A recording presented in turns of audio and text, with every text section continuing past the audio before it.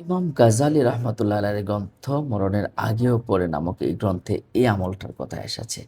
স্বামী যদি খুব দুষ্ট প্রকৃতির হয়, অবাধ্য প্রকৃতির হয়, খারাপ প্রকৃতির হয়, বা অন্য মেয়েদের প্রতি আসক্ত হয় বা স্বাভাবিকভাবে কিছু একটু প্রবলেম থাকে, আপনার সাথে ভালো আচরণ করে না, তাহলে আপনি আল্লাহ পাকের এই নামের আমলটা করতে পারেন।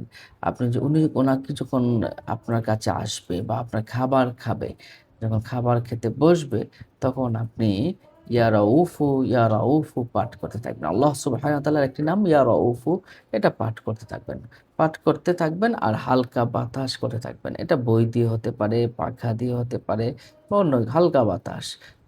আপনি যদি করতে থাকেন আর ইয়া রাউফু পড়তে থাকেন, ইয়া রাউফু পড়তে থাকেন, তাহলে আপনি দেখবেন ৭ দিনের ভিতরে সে যদি আপনাকে প্রাণের চেয়ে বেশি ভালো না বাসে।